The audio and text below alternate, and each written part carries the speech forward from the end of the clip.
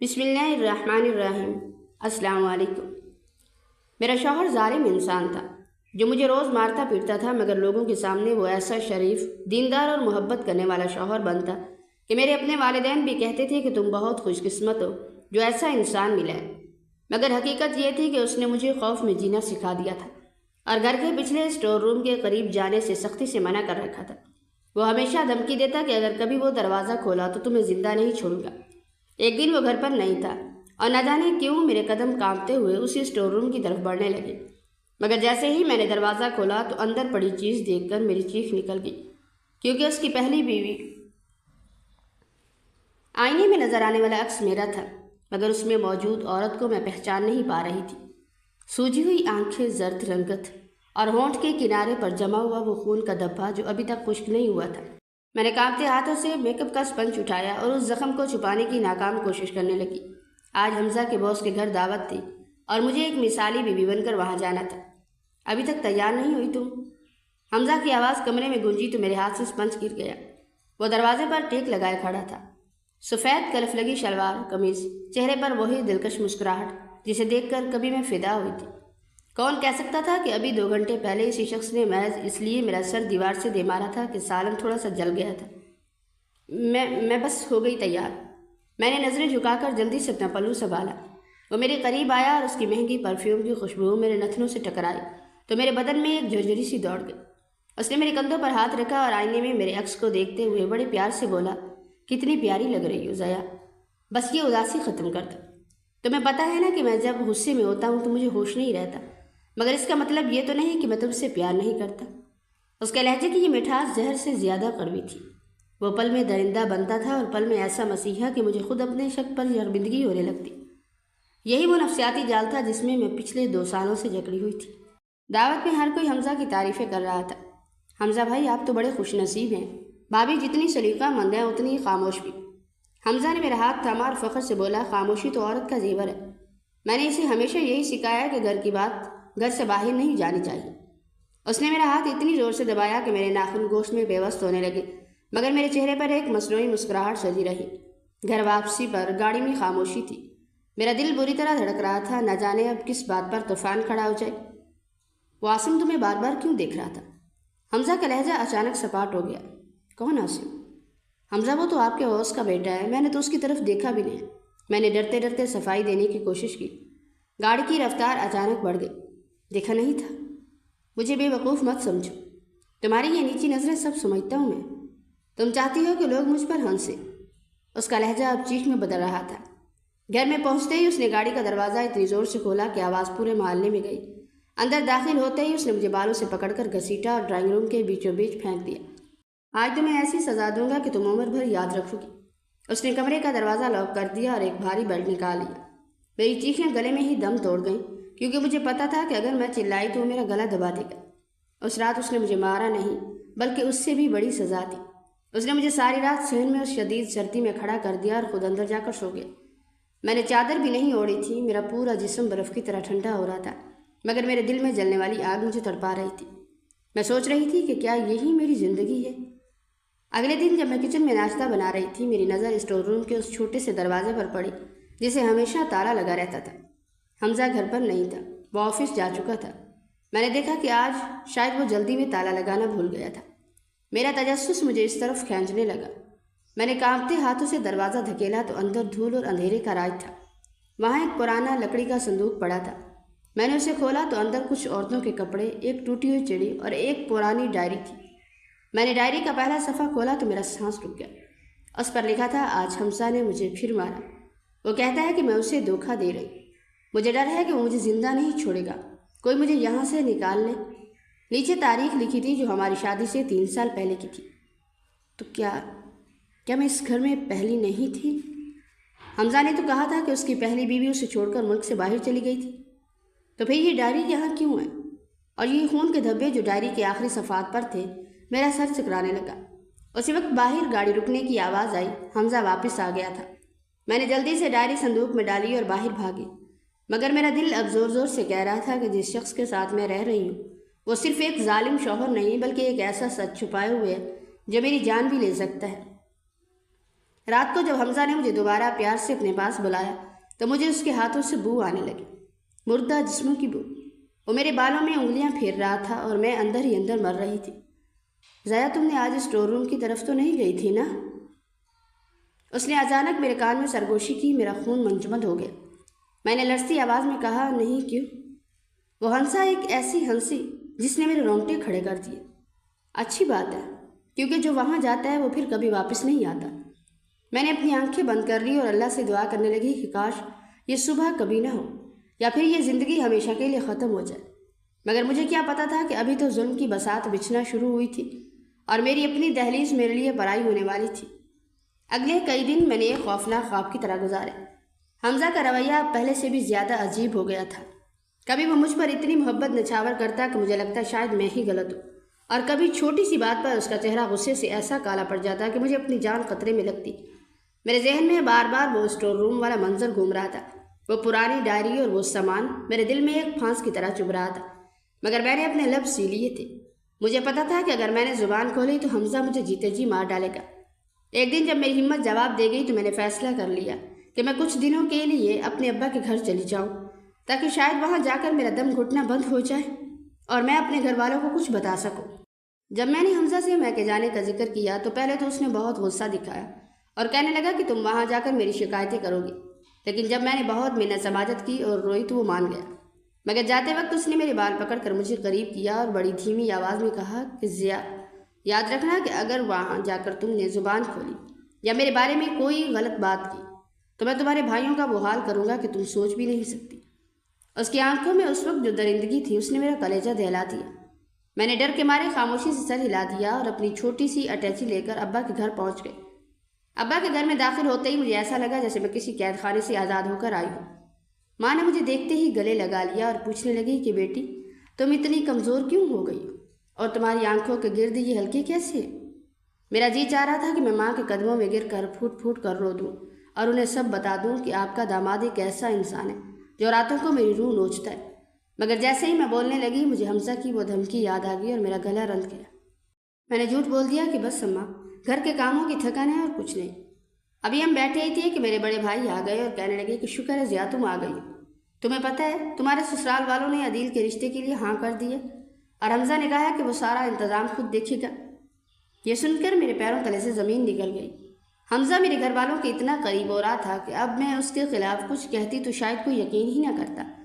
شام کو جب ابا کام سے واپس آئے تو وہ بہت خوش تھے۔ وہ بار بار حمزہ کی تعریفیں کر رہے تھے کہ کتنا نیک بخت انسان ہے، ہر وقت میری خیریت پوچھتا ہے اور کہتا ہے کہ ضیا کو ملکہ بنا کر رکھوں گا۔ میں نے ہمت جمع کی اور ابا سے اکیلے میں بات کرنے کی کوشش کی۔ میں نے کہا کہ ابا میں واپس نہیں جانا چاہتی، حمزہ کا غصہ بہت تیز ہے اور وہ مجھے مارتا پیٹتا ہے۔ ابا نے میری بات سن کر ایک لمبی ٹھنڈی آہ بھری اور کہنے لگے کہ بیٹی دیکھو، سفید پوش لوگوں کے گھروں میں ایسا نہیں ہوتا، مرد تو تھوڑا بہت غصہ کرتے ہی ہیں۔ اس کا مطلب یہ نہیں کہ تم گھر چھوڑ کر بیٹھ جاؤ۔ تمہاری چھوٹی بہن کی شادی سر پر ہے، اگر تم یہاں بیٹھ گئی تو زمانے بھر کی زبانیں کھل جائیں گی اور ہماری ناک کٹ جائے گی۔ ابا کی ان باتوں نے میرے رہے سہے حوصلے بھی ختم کر دیے۔ مجھے سمجھ آ گئی کہ اس معاشرے میں بیٹی کے لیے میکے کی دہلیز تبھی کھلی ہوتی ہے جب وہ خوش ہو، دکھی بیٹی کے لیے وہاں کوئی جگہ نہیں ہوتی۔ میں جس پناہ کی تلاش میں آئی تھی وہاں مجھے صرف نصیحتیں ملی۔ ان 3 دنوں میں حمزہ کا فون بار بار آتا رہا اور وہ فون پر تو بہت میٹھا بنتا لیکن کال کاٹتے وقت اس کا لہجہ بدل جاتا۔ ایک رات جب میں صحن میں بیٹھی تھی تو میں نے دیکھا کہ حمزہ کی گاڑی ہمارے گھر کے باہر کھڑی ہے۔ وہ مجھے لینے آ گیا تھا۔ میرا دل چاہ رہا تھا کہ میں کہیں چھپ جاؤں، مگر ابا نے بڑے فخر سے میرا ہاتھ حمزہ کے ہاتھ میں دیا اور کہا کہ بیٹا اس کا خیال رکھنا، یہ اب تمہاری امانت ہے۔ واپسی کے راستے میں حمزہ بالکل خاموش رہا۔ جیسے ہی ہم اپنے گھر کی حدود میں داخل ہوئے تو اس نے گاڑی کا بریک اتنی زور سے لگایا کہ میرا سر ڈیش بورڈ سے جا ٹکرایا۔ اس نے میرا بازو اتنی زور سے مروڑا کہ میری چیخ نکل گئی۔ اس نے غصے سے کہا کہ تم نے اپنے ابا کو کیا بتایا؟ وہ مجھ سے کچھ پوچھ رہے تھے، تمہاری جرت کیسے ہوئی وہاں جا کر زبان کھولنے کی؟ میں روتی رہی اور کہتی رہی کہ میں نے کچھ نہیں بتایا، مگر وہ پاگلوں کی طرح مجھ پر برسنے لگا۔ اس رات اس نے مجھے کمرے میں بند کر دیا اور خود باہر چلا گیا۔ میں ساری رات فرش پر پڑی روتی رہی۔ مجھے محسوس ہو رہا تھا کہ اس گھر کی دیواریں مجھے نگل رہی ہیں۔ کچھ دن گزرے تو محلے میں ایک نئی عورت رہنے آئی۔ ایک دن جب حمزہ گھر پر نہیں تھا تو وہ مجھ سے ملنے آئی۔ باتوں باتوں میں اس نے مجھ سے پوچھا کہ بیٹی اس گھر میں پہلے جو رہتی تھی اس کا کیا ہوا؟ میں نے حیرت سے پوچھا کہ پہلے کون رہتا تھا؟ اس نے ادھر ادھر دیکھ کر دبی آواز میں کہا کہ سنا ہے یہاں ایک اور عورت بھی رہتی تھی जो अचानक गायब हो गई। लोग कहते थे कि वो पागल थी, मगर मैंने उसे कभी बाहर निकलते नहीं देखा था। उस औरत की बात सुनकर मेरे जहन में वो स्टोर रूम वाली डायरी फिर से ताज़ा हो गई। मुझे शक होने लगा कि हमजा के माजी में कुछ ऐसा है जो बहुत गहरा और स्याह है। मैंने अब हमजा पर नज़र रखना शुरू कर दी। वो अक्सर रातों को किसी से फ़ोन पर छुपकर बातें करता था। जब मैं करीब जाती तो वो फ़ोन बंद कर देता। एक रात वो सो रहा था तो मैंने हिम्मत करके उसका फ़ोन उठाया। उसमें किसी लड़की के मैसेज थे जो उसे जानू जानू कहकर बुला रही थी। मेरे पाँव तले से ज़मीन निकल गई। एक तरफ वो मुझ पर इतना तशद्दुद करता था और दूसरी तरफ वो किसी और के साथ भी राब्ते में था। मैं सोचने लगी कि क्या मैं भी उस औरत की तरह गायब कर दी जाऊंगी।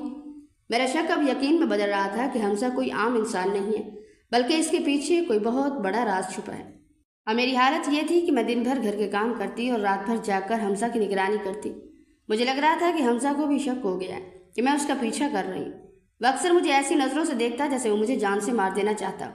एक दिन उसने किचन में आकर मेरे हाथ से छुरी छीनी और उसे मेरी गर्दन के करीब लाकर बोला कि ज़िया, अगर तुमने हद पार करने की कोशिश की तो याद रखना मैं वो कर सकता हूँ जो तुमने ख्वाब में भी नहीं सोचा होगा। उसकी वो वहशाना हंसी और गर्दन पर छुरी की ठंडक ने मुझे ये एहसास दिलाया कि अब मेरी ज़िंदगी एक ऐसे मोड़ पर आ खड़ी है जहाँ से वापसी का कोई रास्ता नहीं था। मैं अपनी ही दहलीज पर बेगानी हो चुकी थी और मेरा मुहाफिज ही मेरा कातिल बनने वाला था। वो रात मेरी ज़िंदगी की सबसे तवील और अज़ियतनाक रात थी। हमजा ने मुझे बालों से घसीट कर किचन के ठंडे फर्श पर फेंक दिया। उसके हाथ में वो पट्टा था जो अपने शिकारी कुत्ते के लिए लाया था, मगर आज वो कुत्ता मैं थी। पहला बार जब मेरी पीठ पर पड़ा तो मेरी रूह फना हो गई। मैं चीखना चाहती थी, मगर उसने अपना भारी बूट मेरे मुंह पर रख दिया।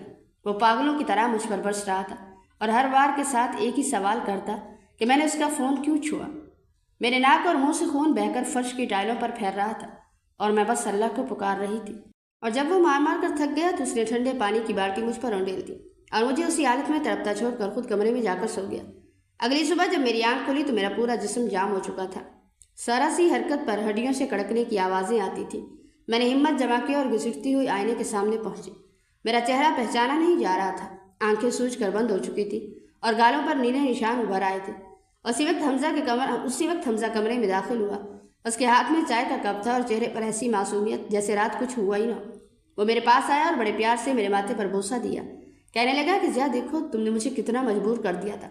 अब जल्दी से नाश्ता बनाओ, आज मेरी बहन और उसके बच्चे आ रहे हैं। मैंने कांपते हाथों से उसका हाथ थामा और सिर्फ इतना कहा कि हमजा, मुझे अस्पताल ले चलो, मुझसे हिला नहीं जा रहा। वह हंसा और बोला कि अस्पताल जाकर क्या कहोगी कि तुम्हारे शौहर ने तुम्हें मारा है? अपने और अपने बाप की इज्जत का तो सोचो। दोपहर को जब उसकी बहन आई तो मैंने अपनी बड़ी चादर में खुद को छुपा लिया। हमजा ने सबके सामने मेरे कंधे पर हाथ रखा और बड़े दुख भरे लहजे में बोला कि बेचारी ज़िया कल सीढ़ियों से गिर गई थी। मैंने कितना कहा कि आराम करो, मगर ये मानती नहीं है। उसकी बहन ने हमदर्दी से मुझे देखा और कहा, भाभी अपना ख्याल रखा करें, हमजा भाई तो आपसे बहुत प्यार करते हैं, कल फ़ोन पर भी आपका ही जिक्र कर रहे थे। मैंने ज़बरदस्ती मुस्कुराने की कोशिश की, मगर मेरा जबड़ा दर्द से फट रहा था। उसी वक्त हमजा का फ़ोन मेज़ पर बजा। वो वॉशरूम में था। मैंने देखा कि वही नंबर था जिस पर वो रातों को बातें करता था। मैंने जल्दी से वो नंबर अपने पन्नों पर लिख लिया। शाम को जब सब चले गए तो हमजा का मूड फिर बदल गया। वो मुझे कहने लगा कि तुम मेहमानों के सामने इतनी चुप क्यों थी? क्या तुम उन्हें ये जता रही थी कि मैं तुम पर जुल्म करता हूँ? उसने किचन से खोलता हुआ गर्म पानी का गिलास उठाया और मेरे हाथ पर गिरा दिया। मेरी हल्क से चीख निकली और दीवारों से टकराकर वापस आ गई। वो गुस्से से पैर पटकता हुआ बाहर निकल गया और बाहर से दरवाज़ा लॉक कर दिया। मैं अपने जले हुए हाथ को ठंडे पानी के नीचे रखकर धाड़े मारकर रोने लगी। मेरा कोई नहीं था, कोई भी नहीं था जो इस दरिंदे से मुझे बचा सके। रात के अंधेरे में मैंने उस नंबर पर कॉल की जो मैंने लिखा था। दूसरी तरफ से एक लड़की ने फ़ोन उठाया। मैंने भराई हुई आवाज़ में पूछा कि आप कौन हैं और हमजा से आपका क्या रिश्ता है? वो लड़की पहले तो खामोश रही, फिर कहने लगी कि मैं हमजा की मंगेतर हूँ, हमारी शादी अगले महीने है, तुम कौन हो? यह सुनकर मेरा कलेजा मुँह को आ गया। मेरा शौहर जिसके जुल्म मैं पिछले 2 साल से सह रही थी, वो एक और मासूम की ज़िंदगी बर्बाद करने जा रहा था। मैंने उसे सच बताना चाहा, मगर उसने फ़ोन काट दिया। अगले दिन हमजा को शायद पता चल गया कि मैंने किसी से बात की है। वो एक रात रस्सी लेकर कमरे में आया और मेरे हाथ पैर कुर्सी से बांध दिए। उसने एक टेप मेरे मुंह पर लगा दी ताकि मेरी आवाज़ बाहर न जा सके। उसने मेरे सामने बैठकर सुकून से खाना खाया और फिर एक तेज़ धार चाकू निकाला। उसने वो चाकू मेरी गाल पर रखा और कहने लगा कि ज़िया, तुम बहुत ज़्यादा चालाक बन रही हो, शायद तुम भी उन पिछली औरतों की तरह अंजाम चाहती हो। उसने इंकशाफ किया कि वो दूसरी लड़की जिससे वो शादी करने वाला है वो बहुत मालदार है और वो मुझे रास्ते से हटाने का प्लान बना चुका है। वो मुझे मारने के लिए नहीं, बल्कि मुझे नफसियाती मरीज़ा साबित करने के लिए ایک ڈاکٹر سے بات کر چکا۔ میں کرسی سے بندھی تڑپ رہی تھی اور میری آنکھوں سے آنسوؤں کا دریا بہہ رہا تھا۔ مجھے احساس ہوا کہ میں ایک ایسے جال میں پھنس چکی ہوں جہاں سے زندہ نکلنا ناممکن لگتا تھا۔ حمزہ نے میرے سامنے بیٹھ کر وہ فائل دکھائے جس میں میرا پاگل پن ثابت کرنے کے لیے جھوٹے ٹیسٹ لکھے ہوئے تھے۔ اس نے کہا کہ کل تمہیں پاگل خانے بھیج دیا جائے گا اور سب کو لگے گا کہ تم اپنے باپ کے گھر کی عزت بچانے کے لیے وہاں گئی۔ اس کی ہر بات میرے دل میں نشتر کی طرح اتر رہی تھی۔ میں نے سوچا کہ اگر میں آج نہ بھاگی تو کل میری موت یا عمر بھر کی قید یقینی ہے۔ رات کو جب وہ نشے میں دھت ہو کر سویا تو میں نے اپنی پوری طاقت لگا کر کرسی سے بندھی رسیوں کو کھولنے کی کوشش کی۔ میری کلائیوں سے کھال اتر گئی، خون بہنے لگا، مگر میں نے ہار نہیں مانی۔ کئی گھنٹوں کی جدوجہد کے بعد میرے ہاتھ آزاد ہو گئے۔ میں نے دبے پاؤں کمرے سے باہر نکلنے کی کوشش کی، مگر حمزہ نے دروازہ باہر سے بند کر رکھا تھا۔ میں نے کھڑکی کی طرف دیکھا تو وہ کافی اونچی تھی، مگر میرے پاس کوئی اور راستہ نہیں تھا۔ میں نے ہمت کی اور الماری پر چڑھ کر کھڑکی سے باہر چھلانگ لگا دی۔ باہر بارش ہو رہی تھی اور سڑک پر ہو کا عالم تھا۔ میں زخمی پاؤں اور پھٹے ہوئے کپڑوں کے ساتھ سڑک پر دوڑ رہی تھی۔ مجھے پیچھے سے حمزہ کی گاڑی کی ہیڈ لائٹس نظر آنے لگی۔ وہ بیدار ہو چکا تھا اور میرا پیچھا کر رہا تھا۔ میرا دل اتنی زور سے دھڑک رہا تھا کہ مجھے لگا کہ وہ ابھی تھم جائے گا۔ میں نے ایک قریبی گلی میں پناہ لی اور دیوار سے لگ کر بیٹھ گئی۔ میں نے دیکھا کہ حمزہ کی گاڑی پاس سے گزر گئی۔ میں نے اللہ کا شکر ادا کیا اور گرتے پڑتے اپنے باپ کے گھر کی طرف چل دی۔ میں سوچ رہی تھی کہ کیا آج میری دہلیز مجھے پناہ دے گی یا پھر وہی عزت کا تانا میرا مقدر بنے گا۔ بارش کی تندو تیز بوندیں میرے زخموں پر کوڑوں کی طرح لگ رہی تھی، مگر میرا رخ صرف اپنے ابا کے گھر کی طرف تھا۔ پاؤں سے جوتا نکل چکا تھا اور سڑک کے پتھر میرے تلووں کو لہولہان کر رہے تھے، لیکن مجھے پیچھے آتی گاڑی کی آوازیں موت کی آہٹ لگ رہی تھی۔ میں گرتی پڑتی جب اپنے ابا کے گھر کی دہلیز پر پہنچی تو رات کے 3 بج رہے تھے۔ میں نے دیوانہ وار دروازہ پیٹنا شروع کر دیا۔ میرے ناخنوں سے خون نکل کر لکڑی کے دروازے پر نشان چھوڑ رہا تھا۔ جب ابا نے دروازہ کھولا تو مجھے اس حالت میں دیکھ کر ان کے ہاتھ سے ٹارچ گر گئی۔ میرا لباس جگہ جگہ سے پھٹا ہوا تھا، بالوں میں مٹی بھری تھی اور چہرے پر خون کے سوکھے نشان تھے۔ میں ان کے قدموں میں ڈھیر ہو گئی اور صرف اتنا کہہ سکی کہ ابا مجھے بچا لے، وہ مجھے مار ڈالے گا۔ ابھی ابا مجھے سہارا دے کر اندر لے جا رہے تھے کہ پیچھے سے حمزہ کی گاڑی چیختی ہوئی آ کر رکی۔ وہ گاڑی سے ایسے اترا جیسے کوئی بہت بڑا ہمدرد ہو۔ اس کے چہرے پر خوف اور پریشانی کی ایسی جھوٹی نقاب تھی کہ کوئی بھی دھوکہ کھا جائے۔ حمزہ نے ابا کا ہاتھ تھام لیا اور رونے لگا، کہنے لگا کہ ابا جی دیکھیے، میں نے کتنا کہا تھا کہ ضیاء کی ذہنی حالت ٹھیک نہیں ہے، اسے دورے پڑتے ہیں۔ دیکھیے آج یہ رات کو دیوار پھاند کر بھاگ آئی، اگر اسے کچھ ہو جاتا تو میں کیا کرتا؟ میں نے چیخ کر کہا کہ ابا یہ جھوٹ بول رہا ہے، اس نے مجھے رسیوں سے باندھا، اس نے مجھے گرم پانی سے جلا دیا، دیکھیے میرے زخم۔ مگر حمزہ نے فوراً میرا بازو پکڑ کر بڑے پیار سے سب کو دکھایا جہاں کوئی زخم نہیں تھا، کیونکہ وہ ہمیشہ ایسی جگہ مارتا جو کپڑوں میں چھپ جائے۔ اس نے ایک فائل ابا کے سامنے رکھ دی۔ یہ وہی جعلی میڈیکل رپورٹ تھی جس میں مجھے نفسیاتی مریضہ لکھا گیا تھا۔ ماں اور بھائی بھی باہر نکل آئے تھے۔ بھائی نے غصے سے میری طرف دیکھا اور کہا کہ ضیاء تم نے ہماری ناک کٹوا دی، سارا محلہ تماشا دیکھ رہے۔ ابا نے میری طرف ایسی نظروں سے دیکھا جس میں ہمدردی نہیں بلکہ بیزاری تھی۔ انہوں نے حمزہ سے کہا کہ بیٹا تم اسے لے جاؤ، ہم شرمندہ ہیں کہ اس نے تمہیں اتنی تکلیف دی۔ میں ابا کے پاؤں سے لپٹ گئی۔ میں نے چیخ چیخ کر کہا کہ ابا یہ مجھے مار ڈالے گا، یہ پہلی 2 بیویوں کی طرح میرا بھی جنازہ نکال دے گا، مگر کسی نے میری بات نہیں سنی۔ حمزہ نے مجھے زبردستی گاڑی میں ڈالا اور جاتے جاتے ابا کو تسلی دی کہ میں اس کا علاج کراؤں گا۔ گھر پہنچتے ہی حمزہ کا وہ ہمدرد والا چہرہ غائب ہو گیا۔ اس نے مجھے گاڑی سے باہر کھینچا اور سیدھا اس اسٹور روم کی طرف لے گیا جس کا تالا کھلا رہ گیا تھا۔ اس نے مجھے اندر پھینک دیا اور بجلی کا بلب جلایا۔ وہاں کی دیوار پر خون کے پرانے دھبے تھے جو اب کالے پڑ چکے تھے۔ حمزہ نے ایک گہرا سانس لیا اور بولا کہ ضیاء تم نے میکے کی دہلیز کا بہت مان رکھا تھا نا، اب دیکھو وہ دہلیز تمہیں میرے حوالے کر چکی ہے۔ اس نے فرش سے ایک پرانی اینٹ ہٹائی تو نیچے سے ایک عورت کا پرس اور کچھ ہڈیاں نکلی۔ میرے حلق سے آواز نہیں نکل سکی، میرا دم گھٹنے لگا۔ اس نے انکشاف کیا کہ پچھلی دونوں عورتیں کہیں نہیں گئی تھیں، وہ اسی اسٹور روم کی دیواروں اور فرش کے نیچے دفن ہیں۔ وہ انہیں بھی پاگل قرار دے کر یہاں لاتا اور پھر تڑپا تڑپا کر مار دیتا۔